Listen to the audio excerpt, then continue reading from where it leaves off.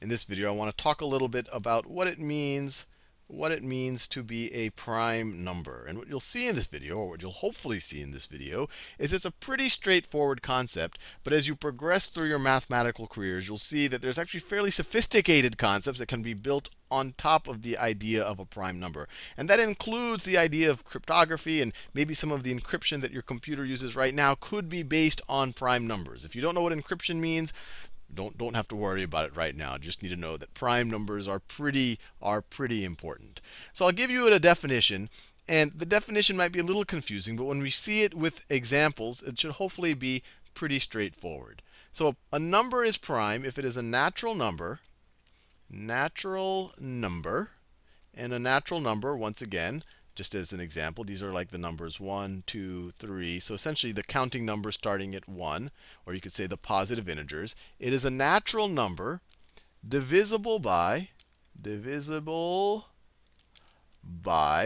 exactly two numbers, or two other natural numbers. Actually, I shouldn't say two other. I should say two natural numbers. So it's not two other natural numbers, divisible by exactly two natural numbers. One of those numbers is itself, and the other one is 1.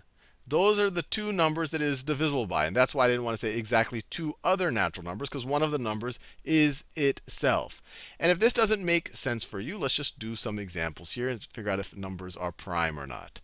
So let's start with the smallest natural number, the number 1. So you might say, well, look, 1 is divisible by 1, and it is divisible by itself. You might say, hey, 1 is a prime number. But remember, part of our definition, it needs to be divisible by exactly two natural numbers. 1 is divisible by only one natural number, only by 1. So 1, although it might be a little counterintuitive, is not prime. Let's move on to 2. So 2 is divisible by 1 and by 2, and not by any other natural numbers.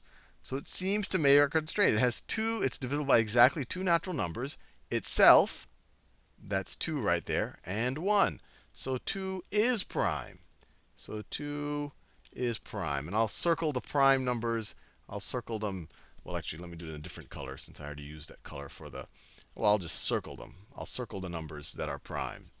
Now let's 3. And 2 is interesting because it is the only even number that is prime. If you think about it, any other even number is also going to be divisible by 2, above and beyond 1 and itself. So it won't be prime. We'll think about that more in future videos. Let's try out 3. Well, 3 is definitely divisible by 1 and 3. And it's really not divisible by anything in between. It's not divisible by 2. So 3 is also a prime number. Let's try 4. And I'll switch to another color here. Let's try 4. Well, 4 is definitely divisible by 1 and 4. But it's also divisible by 2. 2 times 2 is 4. It's also divisible by 2. So it actually has, it's divisible by 3 natural numbers, 1, 2, and 4. So it does not meet our constraint for being prime. Let's try out 5.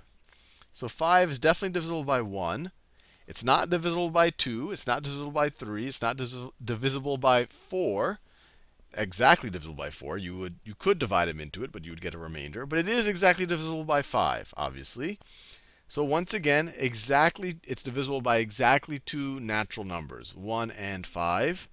So once again, 5 is prime. Let's keep going just so that we see if there's any kind of a pattern here. And then maybe I'll try a really hard one that tends to trip people up. So let's try the number 6. It is divisible by 1. It is divisible by 2. It is divisible by 3. Not 4 or 5, but it is divisible by 6. So it has 4 natural number factors, I guess you could say it that way. And so it does not have exactly two numbers that it is divisible by. It has 4. So it is not prime. Let's move on to 7. 7 is divisible by 1, not 2, not 3, not 4, not 5, not 6, but it's also divisible by 7. So 7 is prime. I think you get the general idea here. How many natural numbers, numbers like 1, 2, 3, 4, 5, the numbers that you learned when you were 2 years old, not including 0, not including negative numbers, not including fractions and irrational numbers and decimals and all the rest, just regular counting positive numbers. If you have only 2 of them, if you're only divisible by yourself and 1, then you are prime. And the way I think about it, if we don't think about the special case of 1, prime numbers are kind of these building blocks of numbers, that you can't break them down anymore. They're almost like the atoms. If you think about what an atom is, or what people thought atoms were when they thought it was kind of the thing that you couldn't divide anymore. We now know that you could divide atoms, and actually if you do, you might create a nuclear explosion. But it's the same idea behind prime numbers. In theory, well, and prime numbers, it's not theory. We know you can't break them down into products of smaller natural numbers. Things like 6, you could say, hey, 6 is 2 times 3. You can break it down. And notice we can break it down as a product of prime numbers. We've kind of broken it down into its parts. 7, you can't break it down anymore. All you can say is that 7 is equal to 1 times 7. And in that case, you really haven't broken it down much. You just have the 7 there again. 6, you can actually break it down. 4, you can actually break it down as 2 times 2. Now, with that out of the way, let's think about some larger numbers and think about whether those larger numbers are prime. So let's try 16. So clearly, any number is divisible by 1 and itself. So any number, any natural number you put up here is going to be divisible by 1 and 16. So you're always going to start with 2. So if you can find anything else that goes into this, then you know you're not prime. And 16, you could have 2 times 8.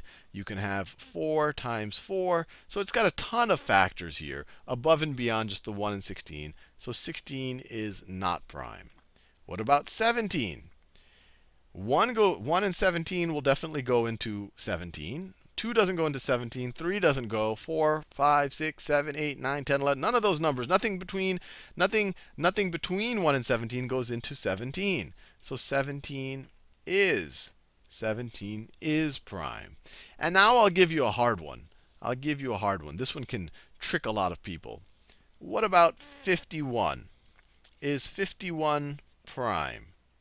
Is 51 prime?